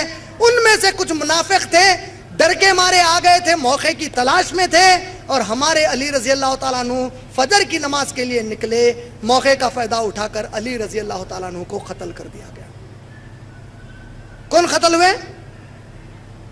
علی رضی اللہ تعالیٰ عنہ جب قتل ہوئے، دیکھو آپ لوگوں کو بول رہا تھا کہ میں جو بھی بات پہلے بول رہا ہوں ذرا یاد رکھنا، اب دیکھو کڑی بنتی ہو۔ ابو بکر صدیق کی خلافت 2.5 سال کی تھی۔ کتنے سال کی تھی؟ عمر رضی اللہ تعالیٰ عنہ کی 10 سال کی تھی، عثمان رضی اللہ تعالیٰ عنہ کی 13 سال کی تھی۔ 13 اور 10 کتنے ہوئے؟ 23 اور 2.5 کتنے ہوئے؟ علی رضی اللہ تعالیٰ عنہ کی 4 سال کی تھی، کتنے ہو گئے اب؟ 29 سال۔ اللہ کے نبی نے کیا کہا؟ میرے بعد خلافت راشدہ کتنے سال رہے گی؟ لیکن یہاں تو 29.5 ہو گئے۔ آپ جانتے ہیں کیا ہوا؟ حسن رضی اللہ تعالیٰ عنہ خلیفہ بنے 6 مہینے کے لیے۔ کبھی خلفائے راشدین میں آپ نے ان کا نام سنا آج تک؟ کتنے خلیفہ ہیں راشدین؟ صرف 4، ابو بکر، عمر، عثمان اور علی رضی اللہ تعالیٰ عنہ مجمعین۔ آپ جانتے ہیں حسن رضی اللہ تعالیٰ عنہ کا نام کیوں نہیں آتا؟ کیونکہ ادھر کے گھر والے بھلا دیے ان کا نام ہم کو، اس لیے کہ 6 مہینہ خلیفہ جب بنے تو تب بھی معاویہ رضی اللہ تعالیٰ عنہ نے نہیں کہا کہ میں خلیفہ بنوں گا۔ وہ خلیفہ تھے، معاویہ خاموش تھے۔ 6 مہینے گزرنے کے بعد ہمارے حسن رضی اللہ تعالیٰ عنہ نے اپنے خود کے نانا ہمارے رسول کریم صلی اللہ علیہ وسلم کی ایک پیشن گوئی کو پوری کیا۔ صحیح بخاری جلد نمبر 5 حدیث نمبر 87، بخاری جلد نمبر 5 حدیث نمبر 87، اللہ کے نبی کریم صلی اللہ علیہ وسلم نے فرمایا میرا حسن وہ ہے جو 2 مسلمان گروہ جب لڑیں گے تو ان کے درمیان معاہدے کا کام کرے گا، ان کے درمیان امن کا کام کرے گا۔ 6 مہینے کی خلافت کے بعد حسن رضی اللہ تعالیٰ عنہ خود سے جا کر معاویہ رضی اللہ تعالیٰ عنہ کے ہاتھ پر بیعت کر کے کہتے ہیں کہ اے معاویہ، میں اپنی بیعت آپ کو دیتا ہوں، آج سے آپ ہمارے خلیفہ ہیں۔ نہیں سمجھے؟ یہ 6 مہینے ملائے تو 30 سال ہوئے۔ اللہ کے نبی کی کوئی بات جھوٹ ہو سکتی؟ کوئی غلط ہو سکتی؟ اللہ کی قسم میرا باپ کا باپ ہونا جھوٹ ہو سکتا، میری نبی کا قول جھوٹ نہیں ہو سکتا۔ نبی نے کہا 30 سال، لیکن ہمارے لیے حسن رضی اللہ تعالیٰ عنہ کی خلافت بھلائی گئی، کیونکہ اگر ان کی خلافت کو مان لیا جائے تو انہوں نے معاویہ رضی اللہ تعالیٰ عنہ کے ہاتھ پر بیعت خود کی۔ تو تم جب اب معاویہ رضی اللہ تعالیٰ عنہ کو غلط کہو گے تو ہم پلٹ کر پوچھیں گے کیا بھائی حسین رضی اللہ تعالیٰ عنہ کے بڑے بھائی نے بیعت کی تھی، وہ غلط تھے کیا؟ معاویہ رضی اللہ تعالیٰ عنہ خلیفہ بنے 19 سال کے لیے۔ کتنے سال کے لیے؟ 19 سے 20 سال کے لیے وہ خلیفہ بنے۔ جب وہ خلیفہ بنے تو انہوں نے کبھی بھی کوئی فوج مدینے کو نہیں بھیجی یہ کہنے کے لیے کہ جاؤ اور حسین کو زبردستی کرو کہ وہ بھی خلافت کو میری قبول کریں۔ انہوں نے کبھی بھی ایسا نہیں کیا، اور 20 سال تک معاویہ رضی اللہ تعالیٰ کی خلافت میں ہمارے حسین رضی اللہ تعالیٰ عنہ نے بھی کبھی نہیں کہا کہ مجھے خلیفہ بننا ہے۔ اختلاف کا معیار دیکھ رہے ہیں، لیکن پیش کیسا کیا گیا پورا؟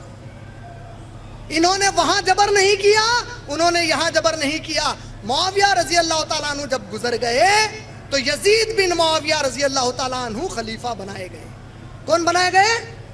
میں یزید کو رضی اللہ تعالیٰ عنہ نہیں بولا، یزید بن معاویہ رضی اللہ تعالیٰ عنہ خلیفہ بنائے گئے۔ جب وہ خلیفہ بنائے گئے اس وقت شروع ہوا کوفیوں کے خطوط کا سلسلہ۔ حسین رضی اللہ تعالیٰ خط پر خط لکھتے، خط پر خط لکھتے اور کہتے کہ اے حسین یہ یزید عیاش ہے، اے حسین یہ بے نمازی ہے، اے حسین یہ عیاش ہے، تم آؤ اے حسین ہم آپ کے ہاتھ پہ بیعت کرتے ہیں۔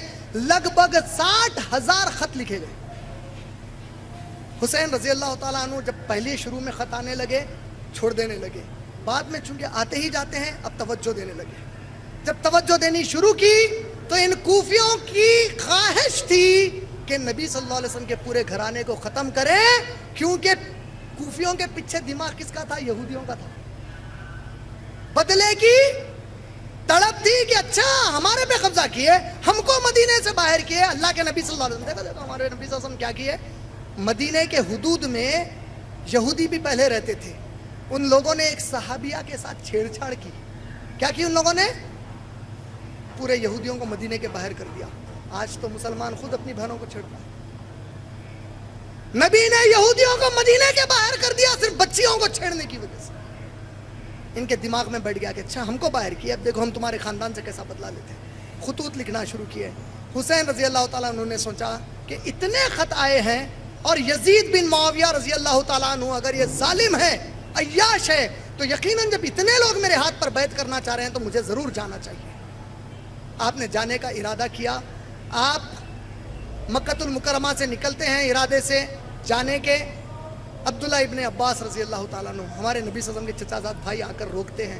کہتے ہیں میرے حسین، آپ عمر میں مجھ سے چھوٹے ہو، آپ نبی کے لاڈلے نواسے ہو، آپ میرے بھائی علی کے بیٹے ہو، میں آپ کا چچا ہوں رشتے میں. اے میرے حسین، اے میرے حسین، میرے بچے، آپ کوفیوں کے بارے میں نہیں جانتے.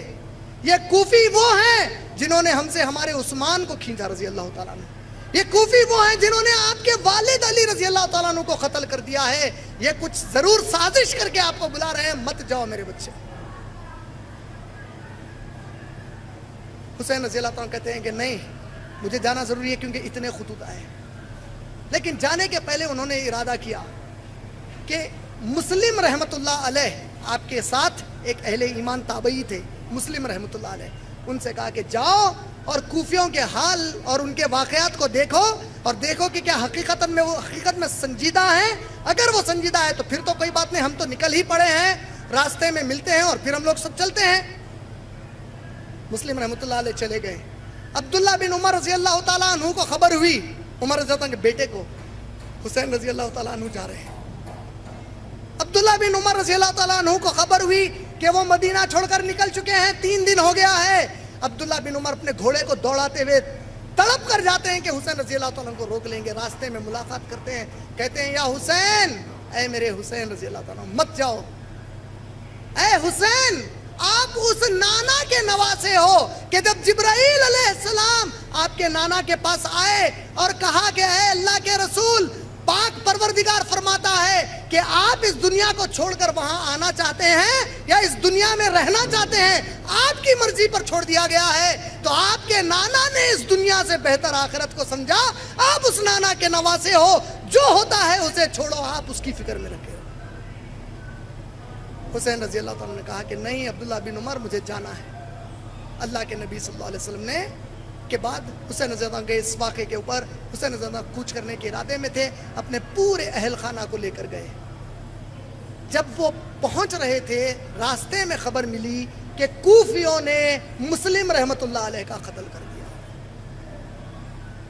آپ نے ارادہ فوراً پلٹنے کا کیا. مسلم رحمت اللہ علیہ کے صاحبزادے آپ کے ساتھ تھے. حسین رضی اللہ عنہ کہتے ہیں کہ یا حسین، میرے باپ کا خون کا بدلہ لیجیے اب آپ، کیونکہ آپ نے بھیجا تھا وہ قتل ہوئے ہیں، اب آپ ان کے خون کا بدلہ لیجیے. حسین رضی اللہ تعالیٰ عنہ اب آن دا ہارنس آف اے ڈیلیما تھے کہ جاؤں یا واپس ہو جاؤں. لیکن ہمارے حسین رضی اللہ تعالیٰ عنہ ہمارے نبی کے نواسے ہیں، وہ کیسے گوارا کرتے کہ ان کی وجہ سے کوئی مر جائے اور وہ ڈر کر واپس ہو جائے.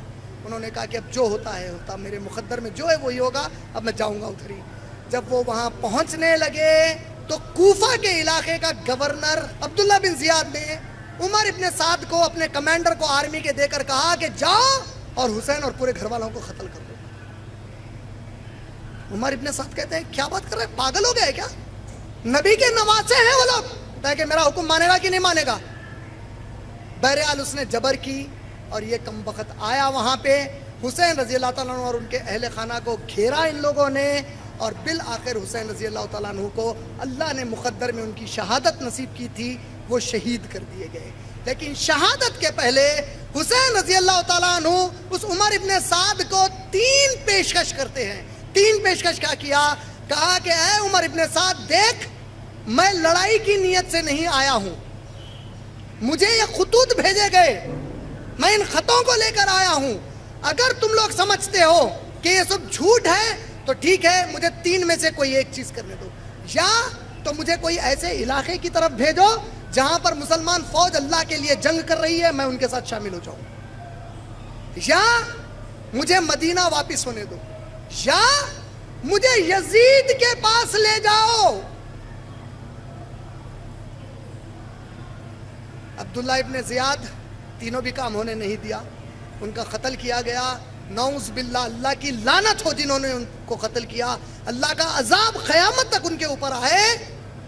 ان کمبختوں نے ان کو قتل کر کے ان کے سر کو پکڑا اور عبداللہ بن زیاد کن گئے تو اس کمبخت نے, اس دلندر نے آپ کی نگپڑیوں میں ایک کاڑی کر کے کھیل رہا تھا. نعوذ باللہ, کہتا ہے ہم سے بغاوت کر کے آئے تھے. اور وہاں پر ایک صحابی بیٹھے تھے, اٹھ گئے. انس بن مالک رضی اللہ تعالیٰ عنہ کہتے ہیں کہ اے کمبخت, یہ نبی کے نواسے کا وہ چہرہ ہے جسے نبی بوسے دیتے تھے, اور تیری یہ مجال کے تو یہ کر رہا ہے ہمارے جیتے جی. اور اس ذلیل انسان نے اس کو ترک کیا. ترک کر کے کچھ وقت نہیں گزرا تھا, اللہ نے اپنا عذاب بتایا. اس کے سر کے اوپر چھت پر سے اس پر ایک چھوٹا سانپ گرا. سانپ ایک نگپڑی سے اس کے اندر گیا, اس کے دماغ کو چاٹ کر دوسرے نگپڑی سے باہر نکل گیا اور مر گیا. یہ واقعہ جیسے ہی ختم ہوا, اس کربلا کے واقعے میں جتنے اہل خانہ تھے آپ کے, زنانہ تھا, یہ پورا زنانہ سنی کتابوں کے حساب سے مدینہ واپس بھیج دیا گیا. اب آپ سوچ رہے ہوں گے یہ پوری سٹوری میں کہاں سے بنا کے لے گیا. یہ پورے کتابیں جمع کر کے رکھا آپ لوگوں کو بتانے. یہ کتابیں شیخ سعد رحمۃ اللہ علیہ کی, طبقات ابن سعد, یہ البدایہ والنہایہ ابن کثیر رحمۃ اللہ علیہ کی, ابن تیمیہ کی منہاج السنہ صفحہ نمبر 219 اور صفحہ نمبر 237 سے 257 تک تفصیل میں آیا ہے. یہ ہمارے علماء ہیں, یہ ہمارے سنی اکابر علماء ہیں. ابن کثیر کون ہے؟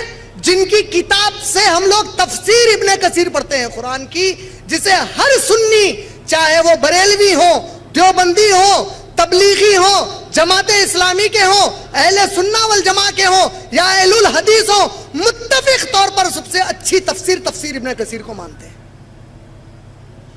یہ پورے واقعات میں نے ان کتابوں سے سنا ہے. ابن تیمیہ کون ہے؟ ابن کثیر کے استاد ہیں, ابن قیم کے استاد ہیں, ابن اسیر کے استاد ہیں, 100 اکابر علماء کے استاد. کیسے استاد؟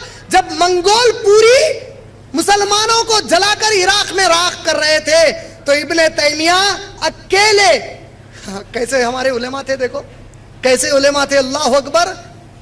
چنگیز خان کی فوج اور اس کے بچوں کی فوج حملہ کری عراق پر, 20 لاکھ مسلمانوں کا قتل ہوا. تاریخ کی کتابیں کیا کہتی ہیں؟ گھوڑے جب چلتے عراق کی گلیوں میں تو کس حد تک حالت ہو گئی تھی, مسلمان آپس میں لڑ کر ایمان میں کمزور ہو گئے. نتیجہ کیا نکلا؟ جنگلی قوم ان کے اوپر وارد ہوئی اور گھوڑے چلتے تو مسلمانوں کے خون کا کیچڑ ہوتا ہوا. ایک چنگیزی کسی مسلمان کو راستے میں ملتا تو کہتا ٹھہر, میں بھی گھر سے تلوار لاتا ہوں. اتنا ڈر گیا تھا مسلمان کہ اس کے تلوار لانے تک ٹھہرا رہتا, وہ آ کے اسے قتل کر کے جاتا. آپ لوگ سوچ رہے ہوں گے کہ ایسا ہو بھی سکتا کیا؟ ایسا آج بھی ہوا بھائی. حال میں ہندو نیوز پیپر میں ایک رپورٹ آئی, کشمیر میں بعض بدبخت ایک گاؤں میں گھس گئے, مسلمان مردوں کو گھر سے نکالا. آج کل کی بات نہیں ہے, تقریباً 10-12 سال پرانی بات ہے. نکال کر کہا باہر ٹھہرو, اندر گھس کے ریپ کیے, باہر نکل کے صبح کے وقت آئے, ہلنا نہیں, یہاں سے گھر میں نہیں جانا جب تک ہم نہیں آئے. گئے اور اپنے دوسرے دوستوں کو لائے, تک مسلمان ہاتھ بن کے وہیں بیٹھے ہوئے. یہ میرے گھر کی رپورٹ نہیں ہے, ہندو نیوز پیپر کی رپورٹ ہے. جب تم آپس میں لڑتے, اللہ نے قرآن میں کہا ہے, سورہ انفال آیت نمبر 20, اے لوگوں جو ایمان لائے ہو, اللہ اور رسول کی اطاعت کرنے والے بن جاؤ اور آپس میں جھگڑے نہ کرو. اگر تم آپس میں جھگڑے کرو گے اللہ تمہاری ہوا اکھاڑ کر پھینک دے گا. اللہ نے سزا دی ہم کو. اور اس واقعے کے بعد ہم کو جو سبق ملے یہی ملے کہ ہمارے سامنے ابھی تک ایک واقعہ تھا, اب یہ ایک واقعہ آپ کے سامنے آیا, اب آپ کے اختیار میں ہے. آپ ہمارے ان اکابر علماء کو مانیں یا ان کو رد کریں, آپ اور اللہ بہتر جاننے والا. اگر آپ لوگ اپنے صحابہ کی عزت بچانا چاہتے ہو تو علامہ اقبال کا ایک شعر کہہ کر اپنی گفتگو کو ختم کر دوں گا. علامہ اقبال کہتے ہیں, سبق پھر پڑھ صداقت کا, سبق پھر پڑھ ابو بکر صدیق کا, سبق پھر پڑھ صداقت کا, عدالت کا عمر رضی اللہ تعالیٰ عنہ کا, شجاعت کا علی رضی اللہ تعالیٰ عنہ کی بہادری کا. سبق پھر پڑھ صداقت کا, عدالت کا, شجاعت کا, کام لیا جائے گا تجھ سے دنیا کی امامت کا. وآخر دعوان الحمدللہ رب العالمین.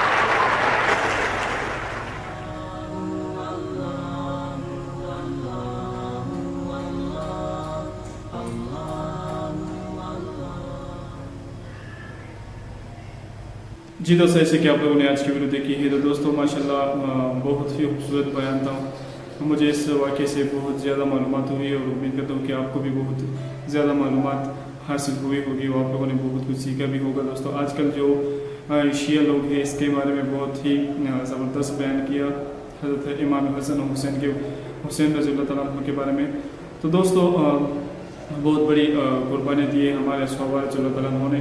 جیسے کہ بیان آپ لوگوں نے اگر پوری ویڈیو دیکھ لی حضرت عمر فاروق رضی اللہ تعالیٰ عنہ جس کی حکومت بہت بڑی تھی دوستو، بہت بڑی حکومت تھی اور حضرت عمر رضی اللہ تعالیٰ عنہ کی حکومت کے جو چرچے ہیں یہ دنیا میں بہت زیادہ مشہور ہے. ایک غیرت مند کی ایسی حکومت تھی دوستو کہ ایک بکری کسی قید سے یا کوئی بھی ایسی چیز جو پرائی قید میں نہیں جاتی تھی، جانوروں پر سب پر اس کی حکومت تھی دوستو.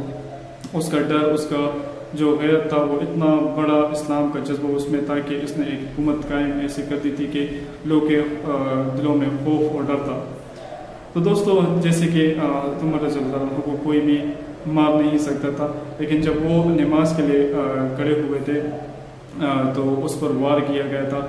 جیسے کہ اس نے نماز ختم کر دی تھی تو سب سے پہلے اس نے کہا کہ سب نے نماز پڑھی ہے کہ نہیں. پھر اس نے کہا کہ تو دوست نے کہا کہ ہاں ہم سب نے نماز پڑھ لی ہے.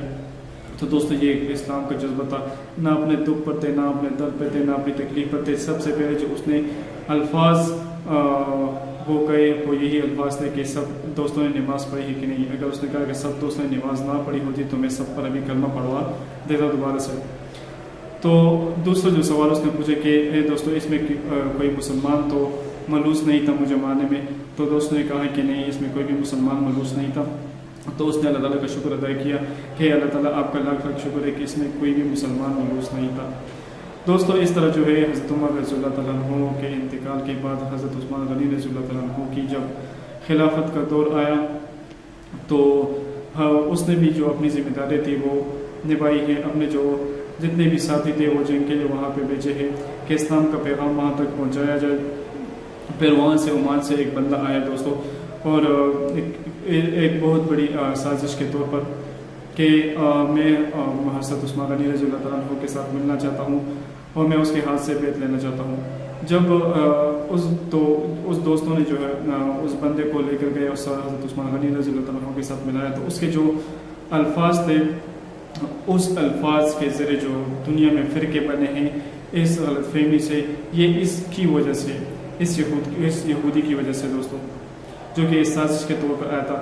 جیسے کہ حضرت عثمان غنی رضی اللہ تعالیٰ عنہ کو اس نے کہا کہ جب حضرت محمد صلی اللہ علیہ وآلہ وسلم کا خاندان کا شخص ہے حضرت علی رضی اللہ تعالیٰ عنہ کے، تو پھر آپ لوگ کیسے کسی اور کو خلیفہ بنا سکتے ہیں. پھر جتنے بھی وہاں پہ لوگ تھے ان لوگوں نے اس کو گاؤں سے نکال دیا. پھر اس نے کہیں اور ٹھکانہ بنا دیا. تو دوستو اس بندے نے پھر کیا کیا، جنگ کے لیے جو بندے گئے تھے مسلمان ہوئے تھے جنگ کے لیے گئے تھے ان کے پاس اتنا علم نہیں تھا، وہاں پہ جا کر اس نے کہا کہ میں ابھی آیا ہوں جو کہ حضرت عثمان غنی رضی اللہ تعالیٰ عنہ جو ہے وہ حضرت محمد صلی اللہ علیہ وآلہ وسلم پر حضرت محمد صلی اللہ علیہ وسلم کے خاندان پر ان کی فیملی پر وہ ظلم کر رہے ہیں. وہ لوگ بھی دوستوں جذبات میں آ گئے، ان لوگوں نے وہاں سے آئے ہیں. اور پھر اس بندے نے ان کے پاس تو علم بھی نہیں تھا، کچھ بھی نہیں تھے. حضرت علی رضی اللہ عنہ اور حضرت امام حسین اور حضرت رضی اللہ تعالیٰ عنہ وہ کام بھائی گئے تھے، عمرے کے لیے گئے تھے. تو اس طرح وہ لوگ آئے ہیں اور حضرت عثمان غنی رضی اللہ تعالیٰ عنہ کو ان لوگوں نے قید کر دیا. تو دوستوں کہنے میں آتا ہے کہ یہ قید بہت زیادہ تکلیف دہ قید تھی. حضرت عثمان غنی رضی اللہ تعالیٰ عنہ کو 3 مہینے تک نہ کوئی پانی دی ان لوگوں نے، نہ کوئی خوراک، کوئی بھی ایسی چیز نہیں دی ان لوگوں نے. بہت بڑی تکلیف. حضرت عثمان غنی رضی اللہ تعالیٰ عنہ جیل کی چھت پر آئے ہیں. اس نے کہا ہے کہ اے لوگوں، تو میں نے تو حضرت محمد صلی اللہ علیہ وآلہ وسلم کے کہنے پر وہ کنواں جو ہے وہ آپ لوگ کے لیے خریدا تھا جو آپ لوگ پیسوں پر پانی لے کر جاتے تھے، کیا اس کنویں سے بھی مجھے تھوڑا سا پانی نہیں ملتا تھا؟ تو دوستو تھوڑا سا سوچیے کتنی بڑی تکلیف دہ جو ہے وہ بات ہے. جس بندے نے اپنا جمع پونجی وہ لگا دی وہ ان لوگوں کے لیے جو کہ پیسوں پر پانی دیتے تھے، درہم دیتے تھے، دینار دیتے تھے، ان سے پانی خریدتے تھے، جو کہ حضرت عثمان غنی رضی اللہ تعالیٰ عنہ نے ان کے لیے کنواں جو ہے وہ خرید کر دے دیا. تو دوستو جب حضرت علی رضی اللہ تعالیٰ عنہ آئے، حضرت امام حسن حسین رضی اللہ تعالیٰ عنہ کے پاس آئے تو وہ بہت زیادہ غصہ ہوئے کہ آپ لوگوں کے ہوتے ہوئے حضرت عثمان غنی رضی اللہ عنہ پہ اتنا ظلم ہوا، یہ کیوں ہوا؟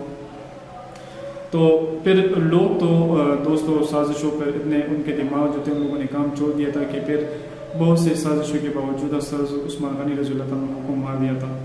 پھر لوگ وہی سازشوں والے لوگ آئے حضرت علی رضی اللہ عنہ سے کہا کہ اے علی، آپ تو حضرت محمد صلی اللہ علیہ وآلہ وسلم کے خاندان ہیں، ابھی ہم آپ کو ہی خلیفہ بنائیں گے۔ تو پھر حضرت علی رضی اللہ عنہ خلیفہ بن گئے۔ پھر ان لوگوں نے بھی بہت زیادہ سازشیں کی، اتنی بہت انتہائی سازشیں بنائی دوستوں کہ حضرت علی رضی اللہ عنہ کو بھی قتل کر دیا تھا۔ پھر 6 مہینے تک حضرت امام حسن رضی اللہ عنہ کی حکومت تھی۔ حضرت محمد صلی اللہ علیہ وآلہ وسلم نے جو باتیں کی تھی دوستوں وہ سچ ہو گئی تھی، وہ سچ ہو گئی تھی کہ 30 وقت تک حکومت قائم رہے گی۔ پھر جو اس کے بعد جو ہے ایک اور صحابی کی جو حکومت آئی ہے، پھر ان یزیدوں نے، ان یہودی نے دوستوں ان کو بھی جو ہے وہ قتل کر دیا تھا۔ پھر حضرت امام حسن جو ہے وہ روانہ ہو گئے تھے کہ ان یہودیوں نے مجھے اتنے لیٹر لکھے ہیں، صحیح خطوط لکھے ہیں کہ آپ آئے ہو، ہم آپ کے ہاتھ سے بیعت لینا چاہتے ہیں، ہم مسلمان ہونا چاہتے ہیں، ہم سیدھے راستے پر آنا چاہتے ہیں۔ وہ بھی ان کی ایک بہت بڑی سازش تھی دوستوں۔ جب حضرت حسن رضی اللہ عنہ جب روانہ ہوئے تو بہت سے لوگوں نے اس کو منع بھی کیا ہے کہ آپ مت جائیں، یہ لوگ آپ کے لیے سازش کر رہے ہیں۔ تو دوستو پھر بھی حضرت امام حسن رضی اللہ عنہ وہ نہیں مانے اور وہ اپنے راستے پر جا رہے تھے۔ جو بندہ حضرت امام حسن رضی اللہ عنہ نے بھیجا تھا کہ آپ جاؤ اور وہاں ان کی سازشیں چیک کرو کہ وہ لوگ میرے خلاف کیا سازشیں بنا رہی ہیں۔ جیسے کہ وہ لوگ چلے گئے دوستوں، وہ بندہ چلے گئے ان کی سازشیں دیکھنے کے لیے، تو ان یہودی نے اس کو بھی مار دیا تھا۔ تو پھر جو بندہ حضرت حسن رضی اللہ عنہ کے ساتھ تھا تو اس نے کہا کہ اے حسن، ان لوگوں نے تو میرے باپ کو مارا ہے، تو ابھی آپ ایسے کام کریں کہ میرے باپ کا بدلہ لیں گے۔ کیونکہ دوستو حضرت محمد صلی اللہ علیہ وآلہ وسلم کے ساتھیوں میں اگر کسی کو بھی کوئی مار لیتا، غیر مسلم نان مسلم جتنے بھی کوئی مار لیتا، تو حضرت محمد صلی اللہ علیہ وآلہ وسلم اس کا بدلہ خواہ لیتا، بدلے کے بغیر وہ لوگ نہیں رہ سکتے تھے۔ تو دوستو حضرت امام حسن رضی اللہ عنہ نے کیا کیا، اس نے کہا کہ ہاں اب تو جو بھی ہو بس مجھے جانا ہے۔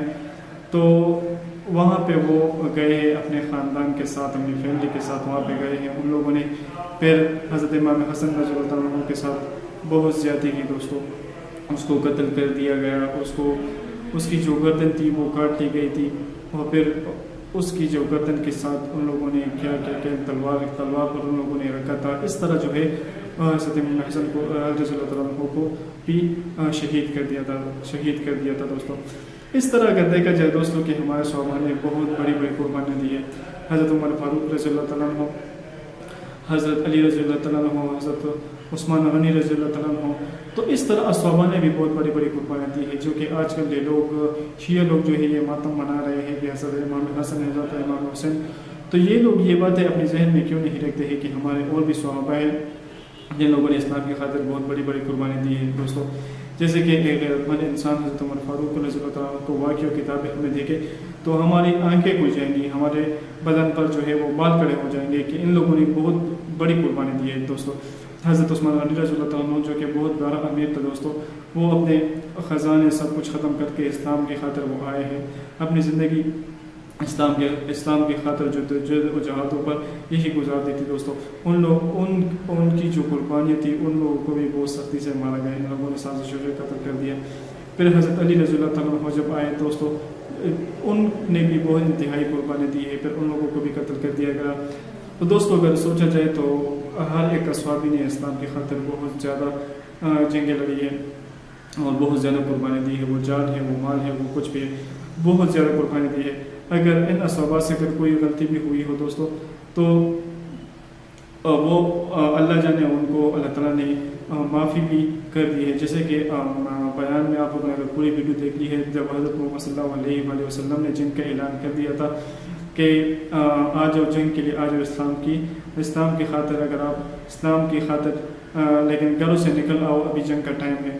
تو کہنے میں آتا ہے کہ ایک صحابی تھا جس نے ابھی شادی کی تھی، شادی کی اس کی رات تھی، جب वो गुस्ल कर रहा था तो उसकी बीवी उससे कह रही थी कि आप अगर गुस्ल करोगे तो वो हज़रत मोहम्मद सल्लल्लाहु अलैहि वसल्लम जो है वो जंग के लिए जा चुके होंगे। तो उसने गुस्ल छोड़ा और वो जंग के लिए चले गए थे। जब जंग ख़त्म हुई तो सारे असहाबा जो थे वो इधर उधर देख रहे थे। तो इस असहाबा का जो शहीद की जो लाश थी वो ऊपर थी, वो पानी भटक रहा था। जब असहाबा ने हज़रत मोहम्मद सल्लल्लाहु अलैहि वसल्लम से पूछा कि ए अल्लाह के रसूल ये क्या माजरा है, तो हज़रत मोहम्मद सल्लल्लाहु अलैहि वसल्लम ने पूरा माजरा सुनाया कि इस असहाबा की जो थी वो शादी थी।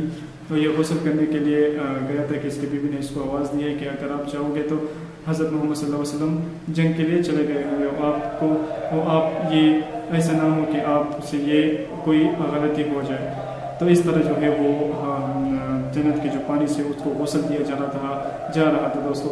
तो दोस्तों बहुत ज़्यादा कुर्बानी दी है हमारे सहाबा ने, बहुत इंतहाई कुर्बानी दी है। तो आजकल जो सिलसिला शियों का जा रहा है ये सिर्फ कुछ सहाबा के नहीं बल्कि तमाम सहाबा को हमें याद करना चाहिए, हमें उनकी कुर्बानी को याद करना चाहिए और जितने भी कुरान मजीद और हदीस हैं हमें उस पर अमल करना चाहिए। तो दोस्तों उम्मीद करता हूँ कि ये वीडियो आपको अच्छी लगी होगी और इस वीडियो से मैंने भी खुद भी बहुत कुछ सीखा है दोस्तों, और उम्मीद करता हूँ कि आपको भी बहुत ज़्यादा सबक मिला होगा।